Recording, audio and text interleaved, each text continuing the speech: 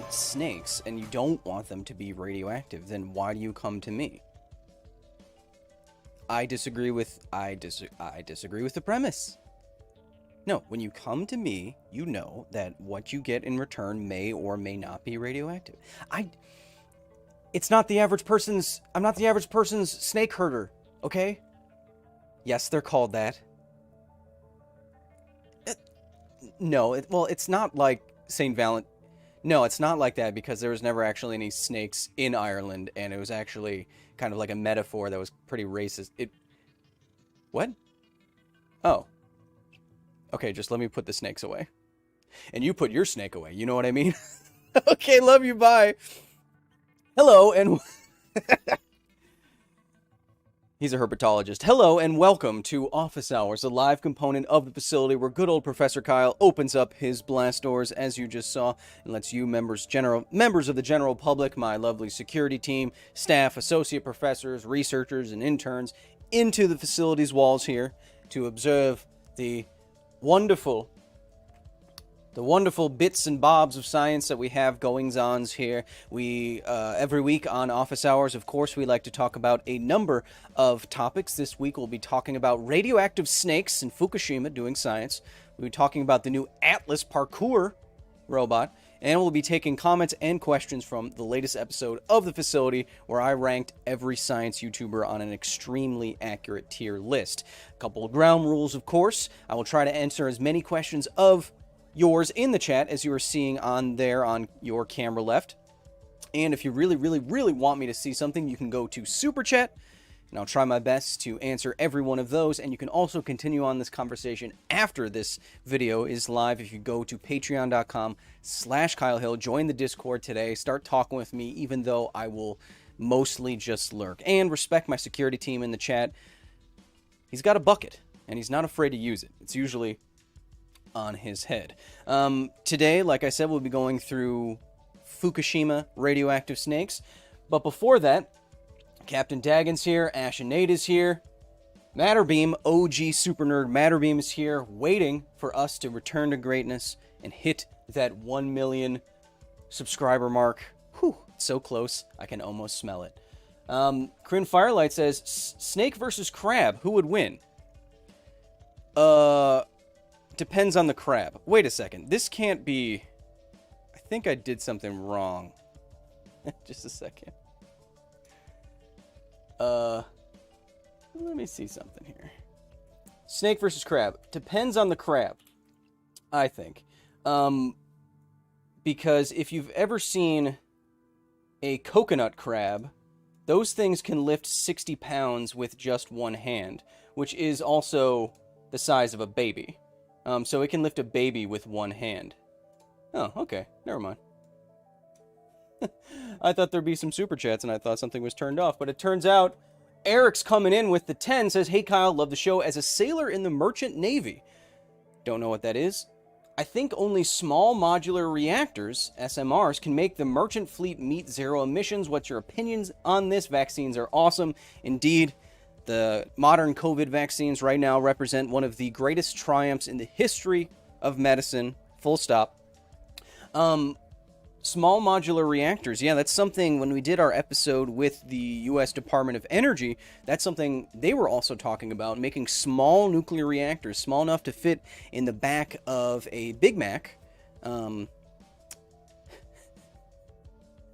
Mac truck, not the sandwich, a Mac truck, so that they set the clean, long-lasting, high-density energy could be moved to a place that doesn't have the infrastructure for something like a large coal-fired power plant. Imagine having a small nuclear reactor in the back of a truck that could just be shipped off or driven into Haiti, for example, after so many buildings lose power. It would be quite the improvement. So to have a nuclear-powered fleet, I think, would be similar to that. Savar Kumar with the Australian $30. The first live I've been able to come to. Time to sit for science. Yeah, baby. Feral Beast with the 25. It's been a while since I could watch a live. Excited to be back in the facility. Oh, let's take a... Yeah, let's come a little closer. Let's get a little closer, huh? Ooh, that's better. That's better. All Canadian Reptile Girl says, can't wait to add radioactive snakes to my collection. Oh, we'll be looking at these pretty little slithery boys in just a second. We have Cheech Ola as usual with the Australian 3099. Says, g'day Kyle. Is there any science behind smacking a TV to make it work? My head says no, but I want to believe. Cheers, you bloody legend. What does make a TV work if you smack it? I'm gonna guess, and I'm not a repairman, and I don't know anything about electronics, but I'm gonna guess when your TV starts to go on the fritz, or starts to not function properly, you could either have loose connections, solder connections starting to break and stuff, and so if you were to smack the TV and jiggle it, you might temporarily reconnect some of those connections. That's what I would guess. But again, I don't know anything. Nerdy Loki with the Australian $20. A lot of Australians in the chat today. I like it. Of course, we're talking about snakes. Australians are bound to show up. In the Fallout universe, they have nuclear cats based off a prototype vehicle. Nuclear cars, I think you mean. Based off a prototype vehicle Ford made. Why didn't this take off as a power source IRL? Turns out, giving the average person access to nuclear reactors is extremely dangerous and impractical at their current size. I don't trust people to drive cars as it is. Would I trust them to drive a nuclear reactor around? No. Jay Twisted with the 50, who says, hey Kyle, love the show, just simping for science and sending the love to the security team. Of course. So I'll do that. And Eric, reestablishing for me what Merchant Navy means. Merchant Navy means container boaties. Oh. Okay. So, that is a Japanese rat snake.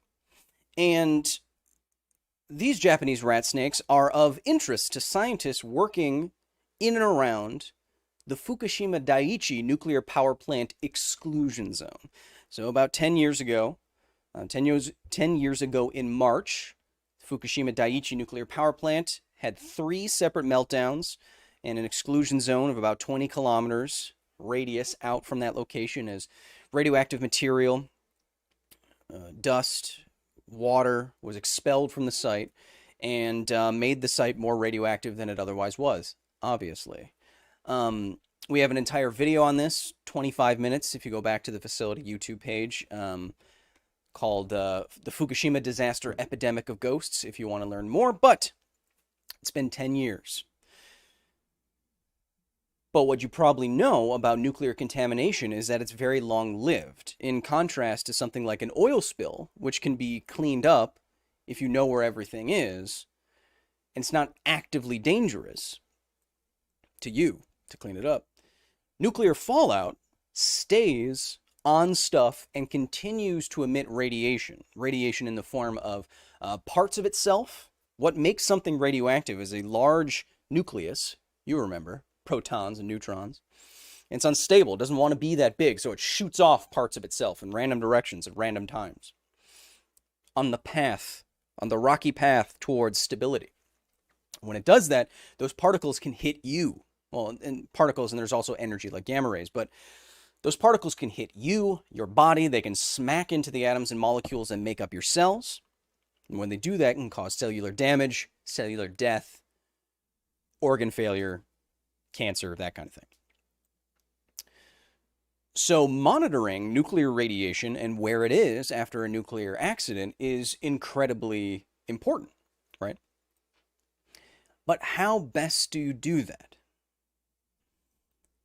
You could think of a number of ways. You could think of sending in humans into the exclusion zone to take readings. You could create robots that do that. In fact, at Fukushima, they did do that. They created robots, heavily radiation-shielded robots that could swim down into the failed reactors and look at what it actually looks like in there. They tried to do that with a number of robots, in fact, but a number of them just straight up died because of the radiation. Not people, the robots. Their circuits were fried. Or you could just have passive detectors. Detectors that you put in one area of the exclusion zone, you let it take readings for a while, and you came back to it.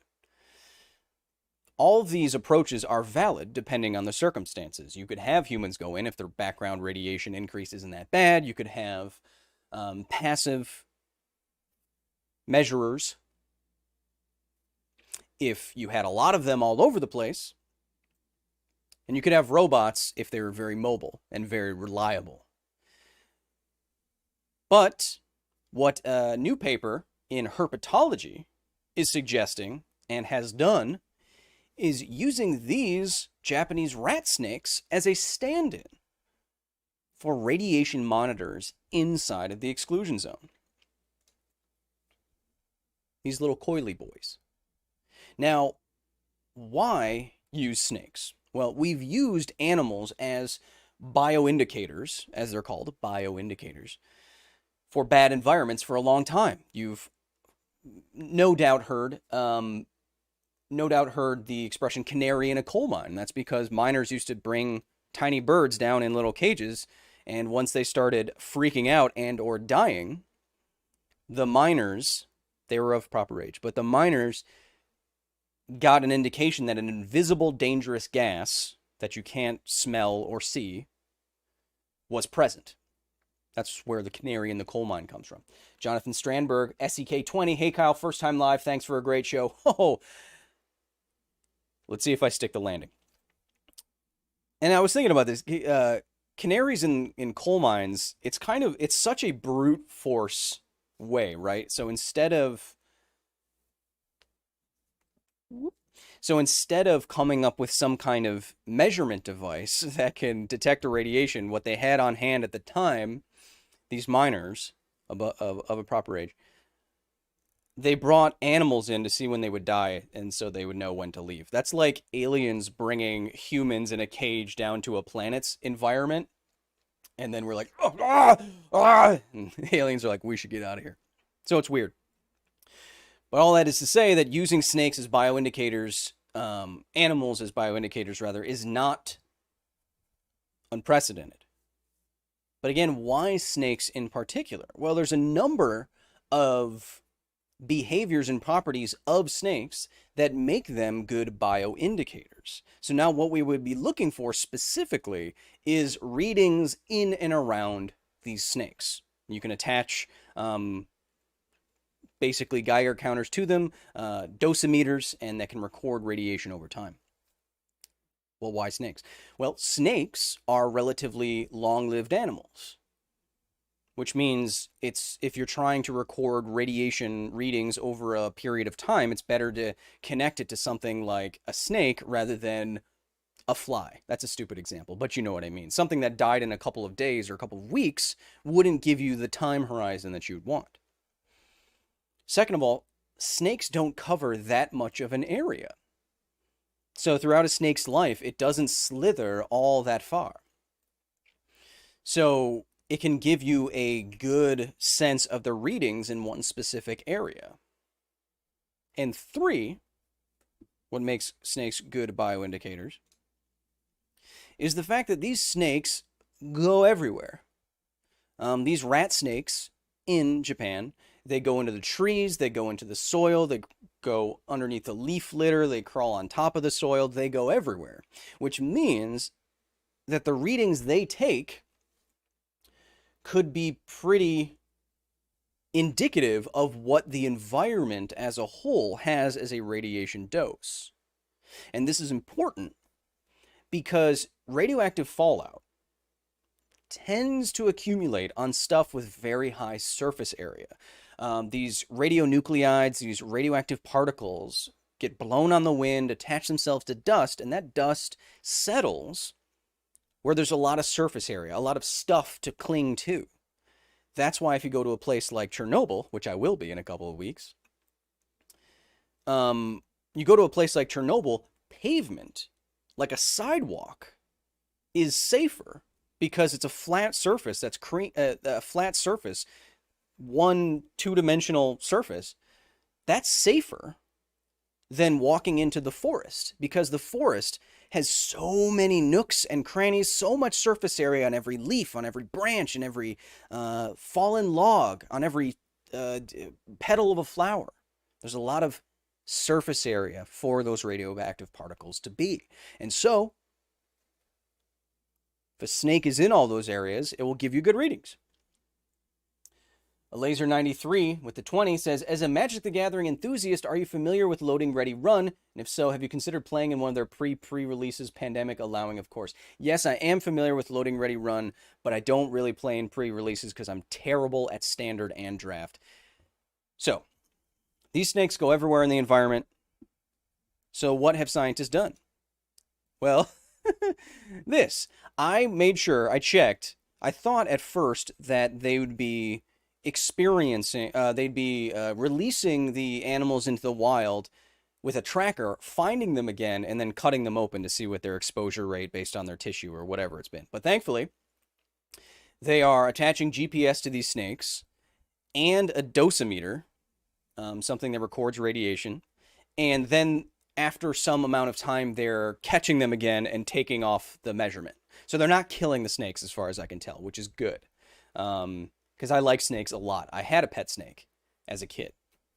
His name was Vinny. He was a vine snake. Vinny the vine snake. So in this way, in this innovative way, you can use what the biosphere is already doing to monitor an artificial natural disaster. And I think it's quite clever, right? Because it gets around some of those problems that I mentioned before. If you don't have enough people, or the radiation is too high, or you don't have the right kinds of robots with the right kind of mobility, and all you have to do is put a very easy GPS tracker on the snake, and then something like this, but in miniature, which is a therapy dosimeter, which mine records in microsieverts per hour. You can hear it. Gives a satisfying little click. There's not much radiation around me. However, but Kyle, how do I know if this works? However, if I take this box here, containing something that I won't tell you what it is,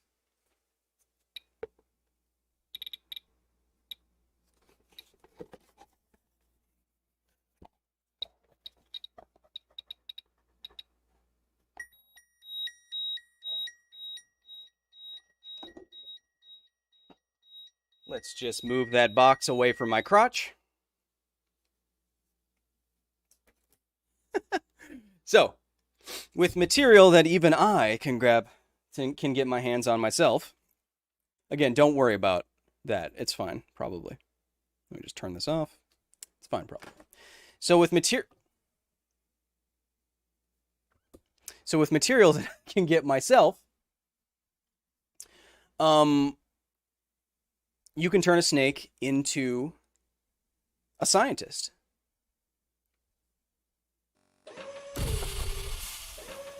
A lot of people freaking out that I just did that. Don't worry about it. It's fine. Probably. Matterbeam with the 5. What do you think about the mRNA technology that gave us the COVID vaccines having the promise to defeat malaria and even treat some cancers? I haven't actually heard about that. But I'm not surprised. A lot of current vaccines, doctors call it the armamentarium of medicine. And so a lot of medicines, vaccines, other treatments are applicable across a wide range of things, because biology only has, it has a myriad of ways that it does stuff, but some treatments will be effective against multiple things. Wow, I just remembered a terrible thing. No, I'm not going to tell you.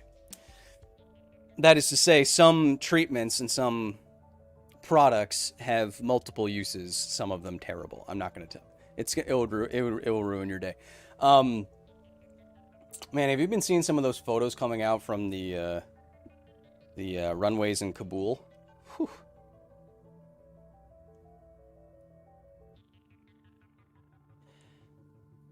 Anyway. Thanush! Hey Kyle, we love you. Keep up the good work. Matt Creel with the 5 says, if it were, I should get that away. I should get that radioactive rock away from my reproductive area. Matt Creel with a 5 says, if we were to place a modern insect in an environment with a high oxygen atmosphere, would it grow significantly bigger like ancient insects did? Sure. So, as you may know, insects don't breathe with lungs. They breathe with spiracles, which are holes on their sides. And because of this, because a hole is a two-dimensional surface and not a three-dimensional volume like your lungs, the way insects breathe is thereby limited to the amount of two-dimensional surface on their bodies. And since two-dimensionality increases by the square, but three-dimensionality increases by the cube, volume, the bigger a insect will become much more voluminous before it becomes much more big surface area-wise. And so at some point in Earth's atmosphere, 300 million years ago or so, the oxygen content changed such that it could ancient insects could not provide the same amount of oxygen from their surface area to accommodate for their interior volumes. So I don't see why not, if you statistically significantly increased the concentration of oxygen in Earth's atmosphere. It's about 21% right now. I don't see why that as a selective pressure over millions of years or hundreds of thousands of years could not work in the opposite way again, right?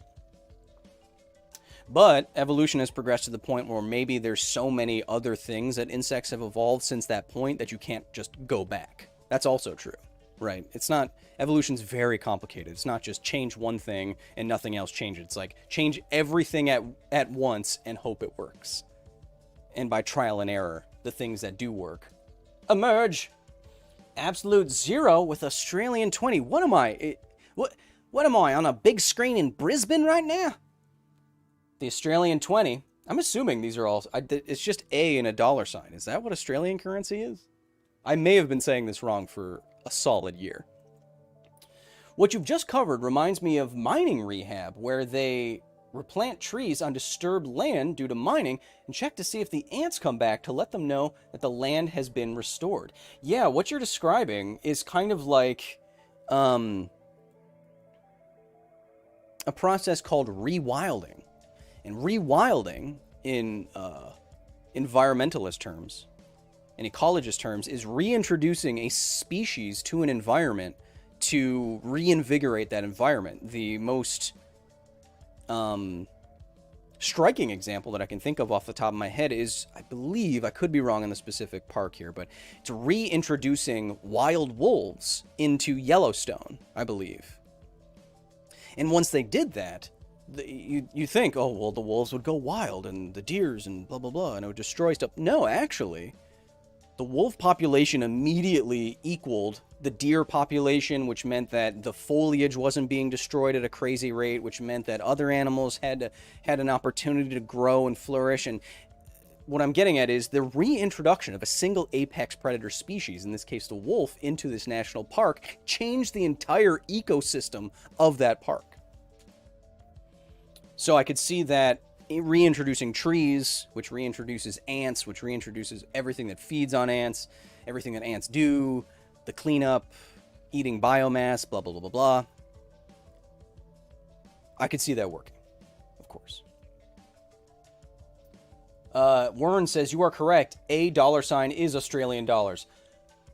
Thank goodness. Angry Scottish Biker says, the best way to invigorate the environment is to remove all humans. Now, you say that. The other thing that this snake study points out specifically is that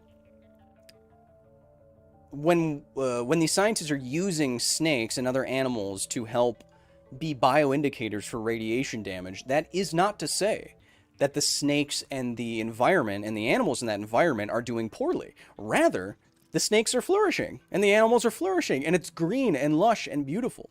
Similarly to Chernobyl, exactly similarly to Chernobyl, we have discovered that human pressure on an environment is worse than a nuclear disaster in that environment.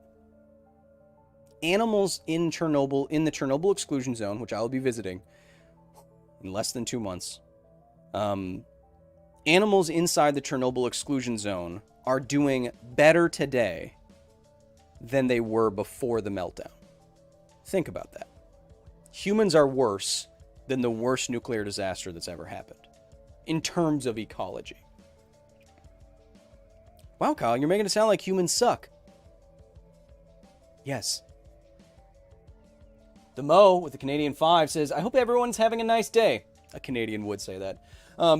Oscar Hernandez with the 10. Hey, Kyle, great show. First time catching you live. Hey, I can snap again. Careful now.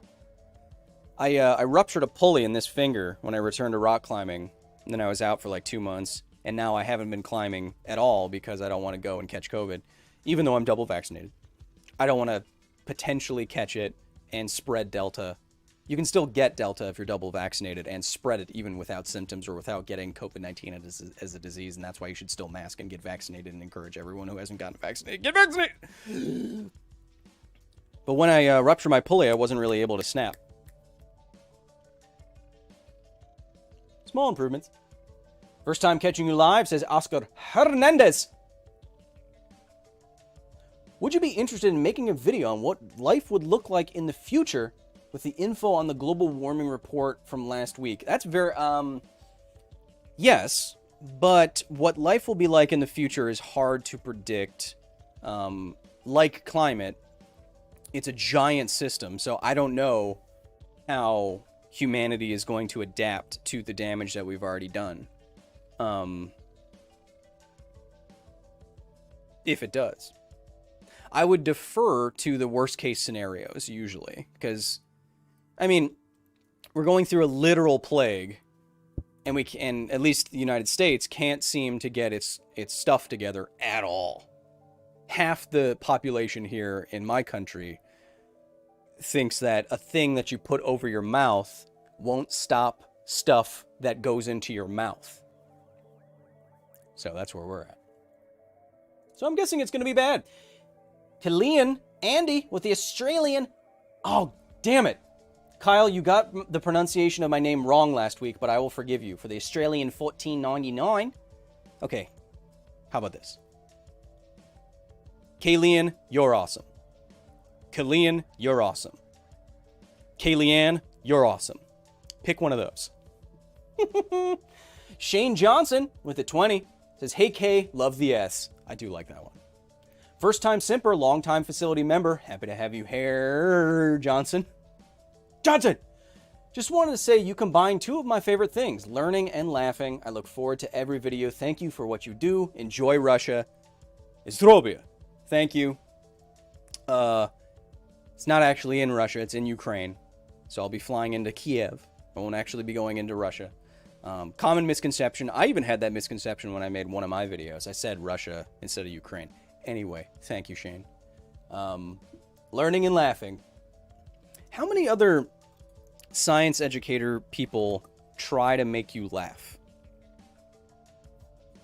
Am I the only one that try? I mean, I know my jokes are bad, but I try, right?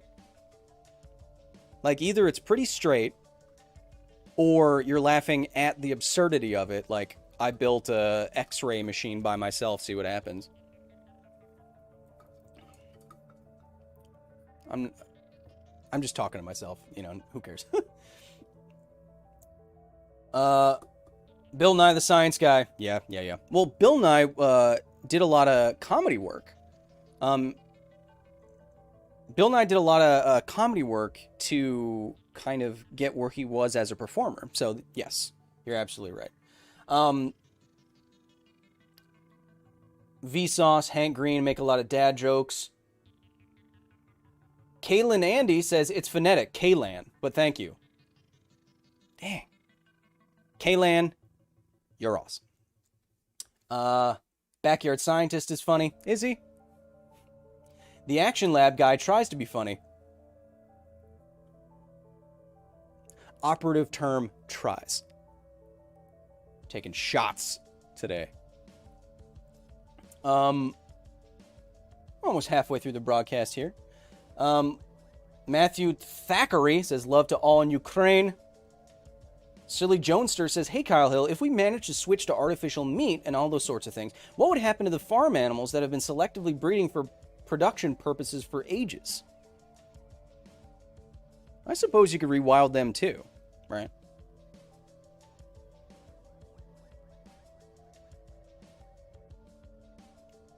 I guess you could rewild them too.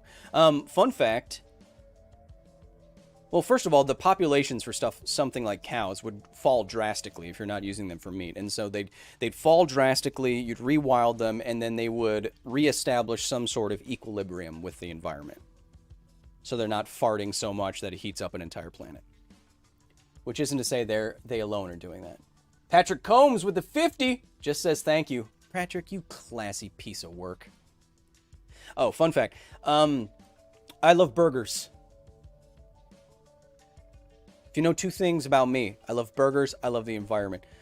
I haven't had a real burger in months. I've been eating only Impossible burgers. And they're great. They taste great. Just put them on the grill for 3-4 minutes. I can put an Impossible burger on the grill from a frozen solid patty for 5 minutes. Throw a little bit of cheddar on there. Bam. No problem at all. Misting Wolf, happy to have you here. Mr. Andrat says, Kyle taking shots, kind of like ranking channels in a tier list. Funny you should say that. Peer review. So, as I want to do on every episode of the facility, I take comments and questions from your last episode of the facility, which was me ranking every science YouTuber, highlighting some comment or question that made me go, hey, hello. And then you become an honorary member of the facility, and Kevin gets you a plaque. Okay. I've been told there's a plaque this time. Last episode of the facility, I did a video where I ranked all the science YouTubers. Now, of course, this video was a joke.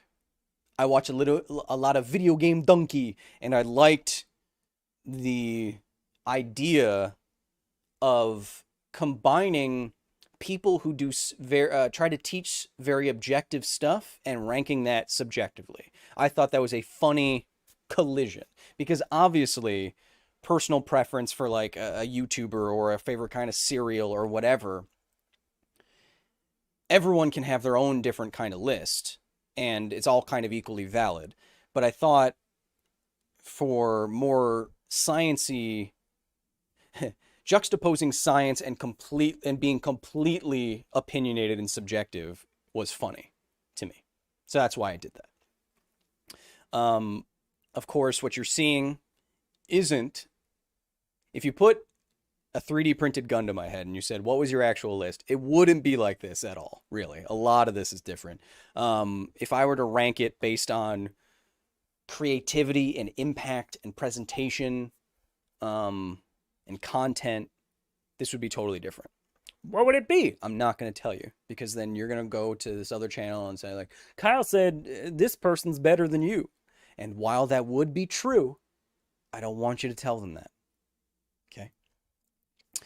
But where's my tab here? Boop. I want to know what... Oh, Misting Wolf says, but Neil the Science Kid would still be S tier. Yes, of course he would still be S tier.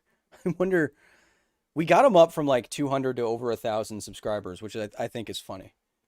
But let's see what you had to say on the video. 3,000 comments. Yes, interact with me.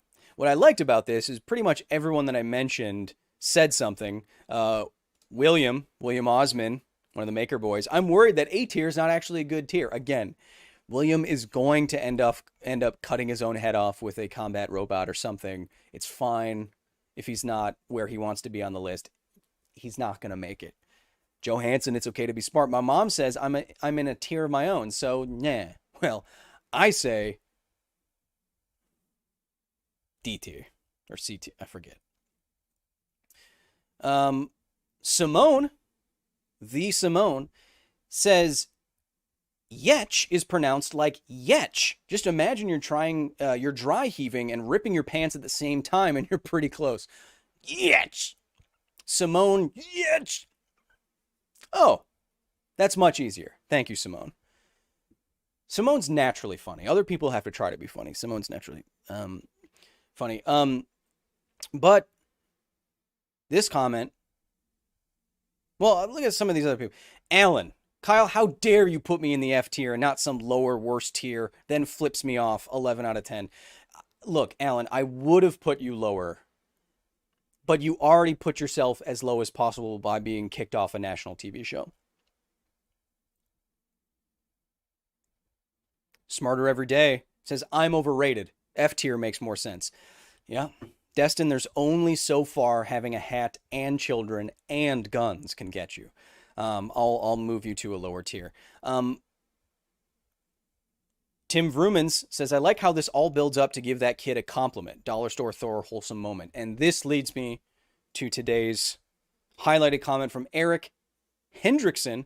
Says, seriously, science stuff is at least 70% of my YouTube consumption. Why am I just hearing now about some of these channels? The algorithm never recommended their videos.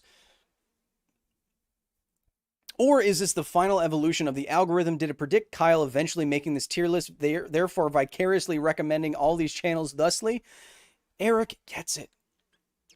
The other thing that I was trying to do by making fun of these people, who are all actually my personal friends, is that I was hoping to not only make you laugh, but to introduce you to all of my colleagues that do amazing work. And if you haven't heard of any of them,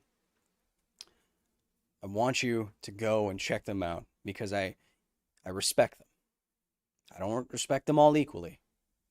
And I won't tell you why or which is which, but I do. So for Eric, for actually getting the intention of the video, you are... Z, you're a mad person. Eric,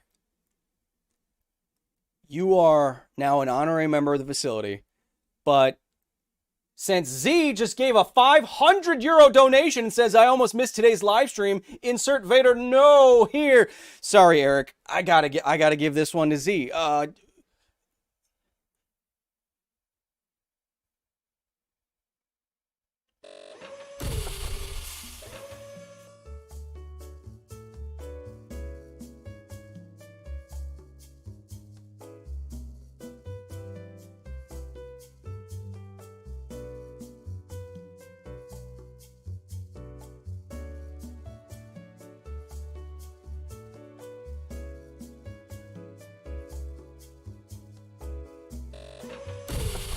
How dare Z just swoop in and steal that accolade from Eric? It was terrible. Brian Murray, question from the Vodlands with a 5, says, how long until Matt Pat does a lore video on the facility? Matt Pat will never do a lore video about my compound here, because I'm not famous enough and it wouldn't get him views. Plus, I wouldn't answer any of his questions out of spite. Robots, I want to kind of gauge your impression here. I want to... What do you think about Atlas robots being this nimble and this close to human movement? I feel like there's two camps. It's either, wow, this is cool, or destroy all of it before they kill us. And I want to know, as we check out this video together, let's turn the sound off. I want to know what your impression is of this. None of it is CGI. Notice that the Atlas robot is no longer tethered. All the power, all the processing is done, looks like on site, inside of it. This is the number 5 trending video in the world right now, keep in mind. What most impressed me is this move coming up right here. It looks so human, right here, this vault. His little stabilization there. Whoa! I didn't see that part. Whoa! I didn't see that part. He's brushing dust off his shoulders. So, chat. Okay, yeah. Adultish Cambino. Funny. Thanks, I hate it. Paper saying so cool.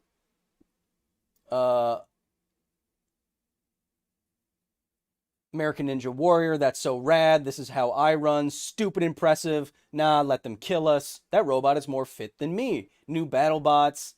More cool than please no. I'm bot, scared and impressed. Do you mean both? Spell in the chat. A lot of people are saying, wow, Skynet, parkour, alter Skynet. Awesome. My impression, that is so cool. Also, we're going to die. That is awesome. Rex Wrath says, with the 5, says, I mean, even after the Corridor Digital videos, I'm now skeptical of any Boston Dynamic video I watch at first. Yeah.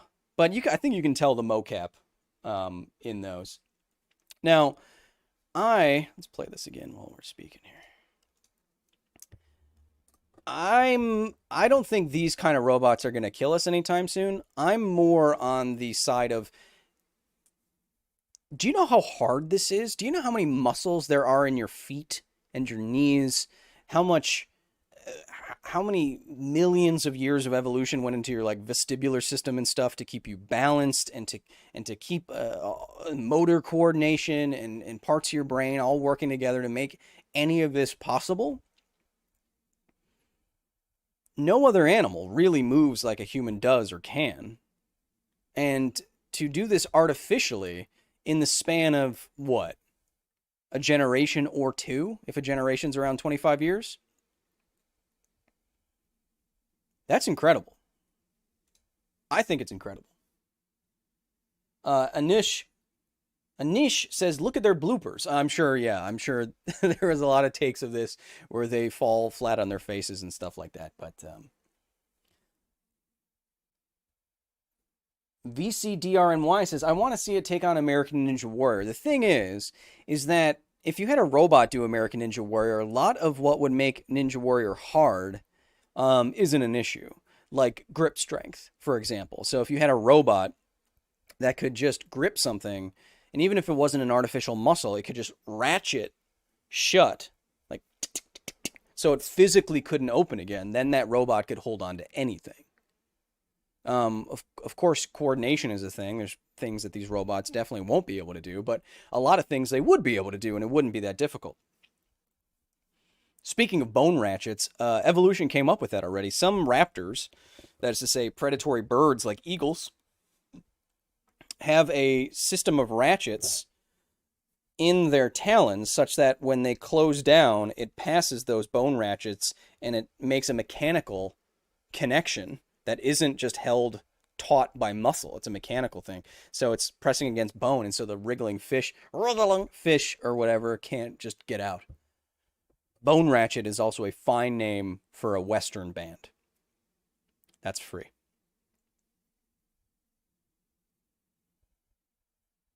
Koopa says, of course, nature beat us to it. That's how it always is.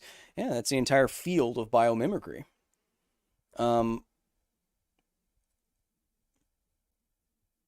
Yeah. Garixus says, but I want a spot. One of the little Atlas robot, one of the little Boston Dynamics dogs. I think it's like 70 grand, right? Ben J says, bone ratcheted and bone shadower. I made a goal that during lockdown I would learn one of my favorite songs on guitar. Progress is going well. You're welcome. Chronic Toasty says, well, if it isn't Science Thor himself, prove it. Robbie Heenan says, just move at 45-degree angles. The bots can't pivot. A creature doesn't have to necessarily be the most nimble thing in the world if it's very strong or very fast. An example that I'm thinking of off the top of my head is the Tiger Beetle. And the Tiger Beetle moves so fast that its brain literally cannot process the images. And so it attacks in straight lines. And so if it's running at you and you do move to the side, it can miss you and bump into a log or something. But the Tiger Beetle is one of the fastest insects, period. It's like so much faster than the equivalent bug of Usain Bolt, for example. So if it locks on your target, it might be able to get to you before you could even move in the first place, which is another... I'm like Vsauce with all these tangents here, which is another advantage of something like beam weapons, like laser weapons. If it's moving at the speed of light, there's no way you can react to it, and there's no way to dodge it unless you are many, many, many kilometers away. And even then, light moves at 300,000 kilometers per second, which puts any distance on the Earth within millisecond range, which means you can't dodge a beam weapon. Hoo! Tiger Beetle go burr? Yes, literally. Their eyes, the world just blurs when they move. That's how fast they are. How fast do humans need to move to blur their vision? Hundreds of miles an hour? Too many goats. Canadian 25 says, I usually download and listen to your shows when I'm on my monthly 6-hour drive from my daughter's house. Caught you live today. Quite the treat. By the way, I parked when I wrote this. Too many goats. Keep your eyes on the road. Be safe. But I very much appreciate you being here and for me to be joining you disembodied and disinvideoed on your trips from your daughter's house. It's very kind. We were nearing a thing to put all of Office Hours on podcast services, but I should check on that because we were reaching some kind of distribution something where we take all the audio and put it in a specific place. Who was that with? Oh, right. Okay. Yeah. So I'll check on that. So maybe it'll be much easier than you downloading yourself, which would be helpful. It is hot in the facility today. Ugh. Patrick Combs with another donation, this time 30. Patrick, you are ridiculous. I want you to know that. Eyes of Bai says, too many cooks. Yes, I was also alive in 2015. Thank you. Spicy Beef Patty says, I refuse to bend my knees. Is everyone okay in the chat today?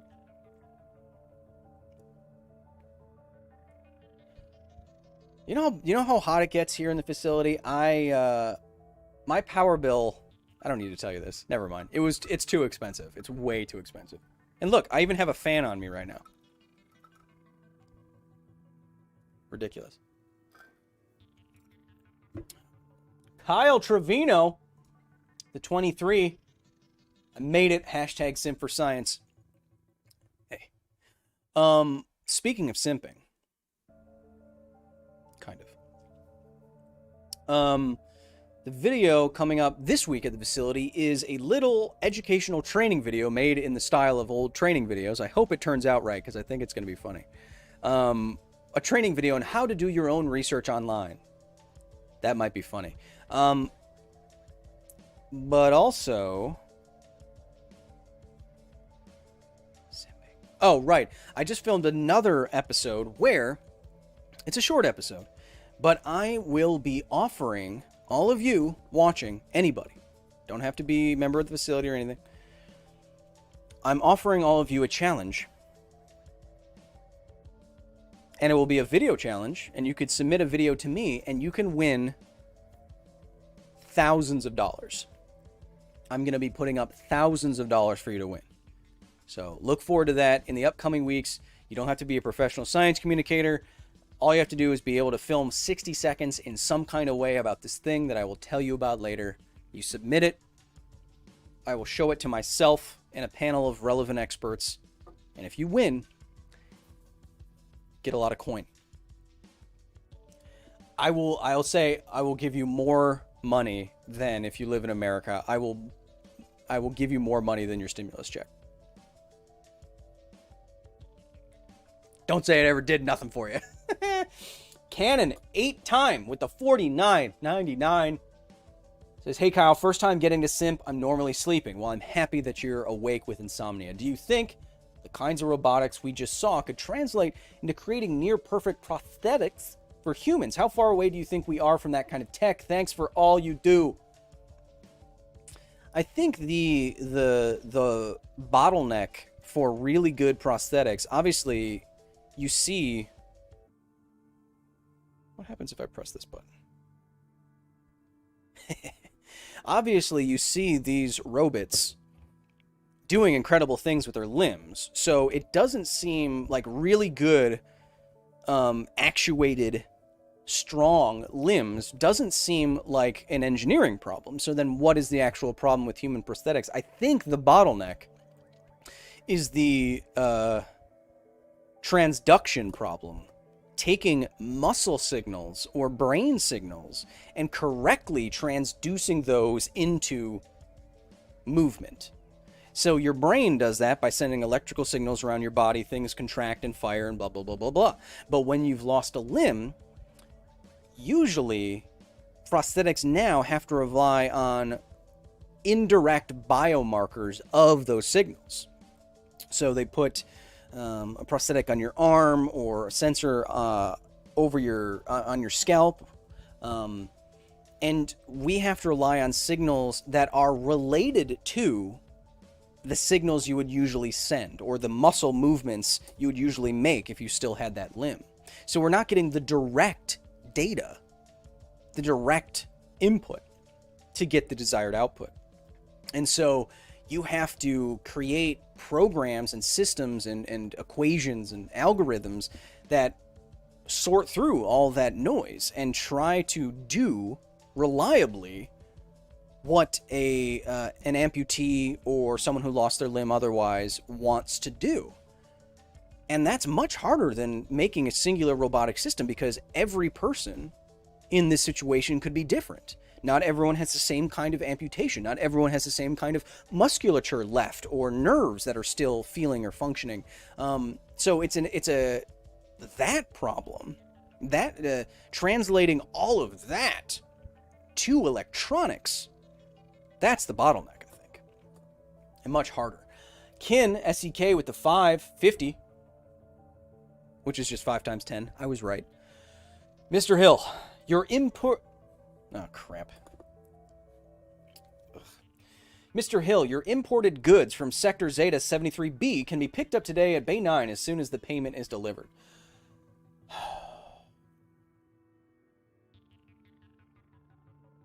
Yeah. Yeah, no, it's... You have caller ID! Every place in the... Sorry. I need... Yeah, it's the administrator calling. I have something to pick up in Zeta 73B. 9A? Well, just make the doors larger. I mean, if you don't make the doors larger, it's going to make the doors larger. So I would Okay, yeah. No, yeah. No, I know you're just doing your... I know you're just doing your job, man. I'm just telling you that if you don't make the doors larger, it's going to just come through the doors at you. Oh, then I guess I'll have just a medium pepperoni then. Sorry. Bye. That was a Pizza Hut. Why do people keep giving me the wrong numbers, Kin?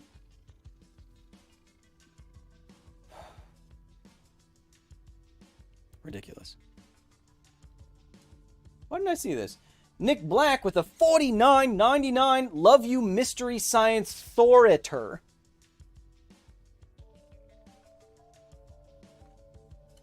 I'm going to give you that one. It's not the best I've ever heard, but certainly not the worst I've ever heard. Thank you, Nick Black.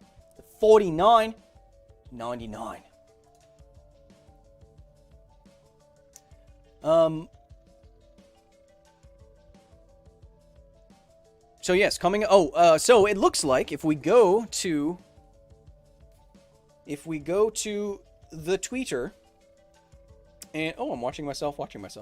If we go to the Twitter, go to this poll. I asked you, all of you at the facility, if you're not following us on the Twitch side of the facility, my security team can put that in the chat if they have a moment. But we're also now playing games as a sciencey person on Twitch. We've been playing Mass Effect. We've been playing Sekiro. Got some real God Gamer stuff done on Sunday. But I've asked all of you on Twitter, what is the next game you want to see me play on Twitch while attempting to science it at an extremely high level? And I said, well, is it BioShock Remastered, Half-Life 2, or Fallout 4? All great games, all games that I very much enjoy. But with a little over 2,000 votes, 40% of the vote, the game we'll be playing this week is BioShock Remastered. So this week we are going to choose the impossible. We are going to choose a place where the strong are not confined by the weak, where scientists are not confined by petty morality. We are going to choose Rapture. So later on this week, I don't know when that's going to be, we're going to play some BioShock Remastered, which I just picked up. I saw it on a Steam sale. And I just booted it up this morning to check that all the controls and configurations were correct. And it looks beautiful. So I'm excited to play that all with you, especially because there is so much we can science in BioShock, from plasmids and gene splicing to the construction of underwater vessels and buildings and what an environment like that is like. So much. To the philosophy of Ayn Rand. Oh, that's going to be fun.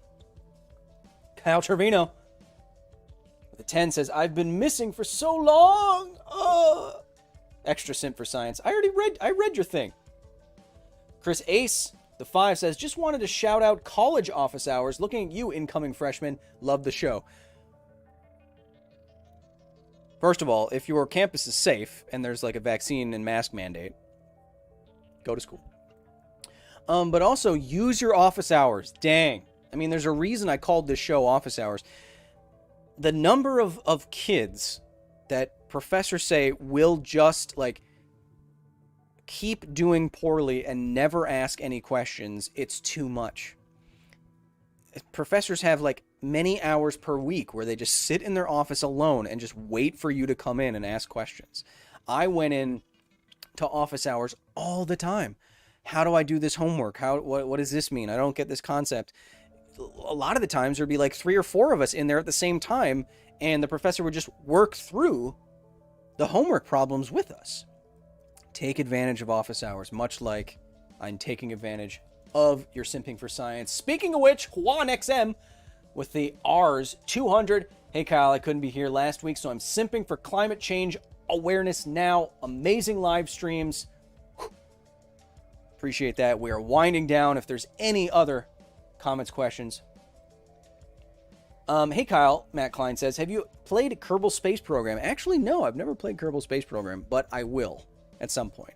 I'm afraid I'm going to be terrible at it because I feel like I know rocket physics a little bit, but I feel like I'm going to be bad at it. But I suppose that everyone who's not a rocket scientist is probably bad at it, so, you know.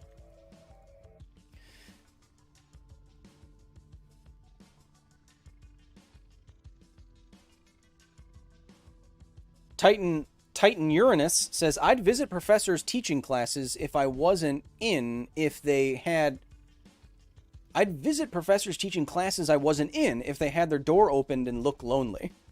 Really? No, you wouldn't, you liar. It's one thing to go see your professor. It's another thing to just walk into a different professor's. I don't believe you. Ramen Guy says, what specifically kind of scientist is Kyle? Look here.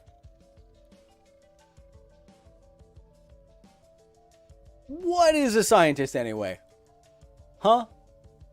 Look, I'm trying to get people on Twitch who don't know who I am. I'm trying to get them to watch And if you just say, like, some long-haired dude is playing a game, it's not going to be as good as a scientist is playing a game. And look, I'm pretty close. Look, I haven't published a paper, but, like, I have multiple degrees and I've worked in lab. Like, what do you want from me? If people call Bill Nye a scientist, I have more degrees than... I mean...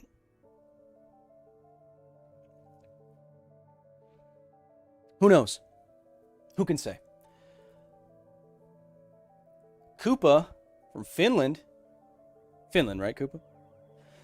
We don't have those kinds of office hours here. I would have benefited greatly from them. But in Finland, you also have a fantastic education system, right?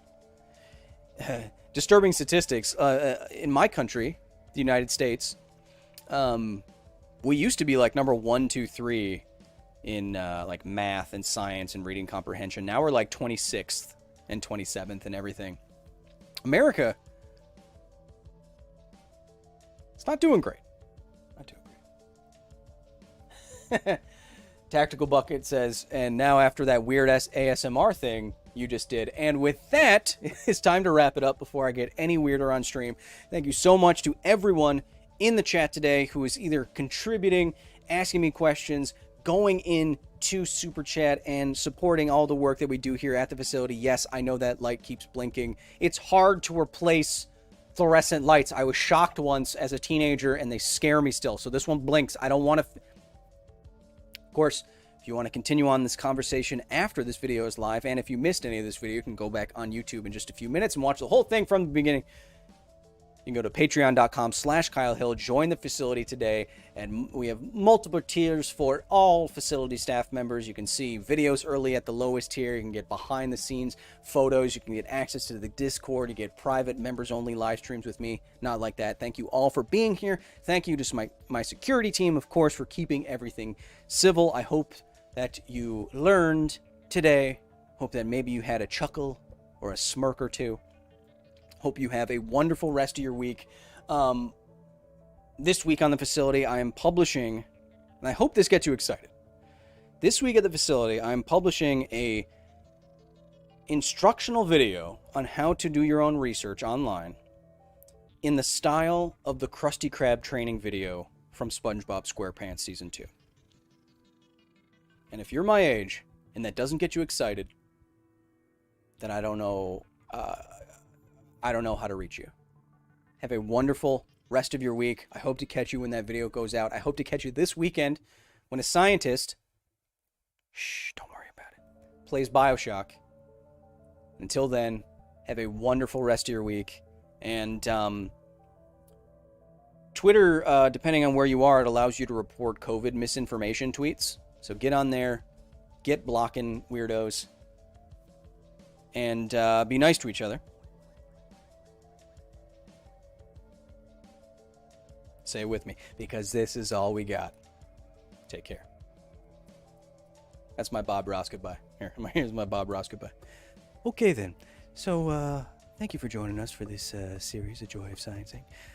Hope to have you back for the next episode, and until then, take care now. Okay. God bless. Okay. Bye-bye. Science bless, really. But I was doing the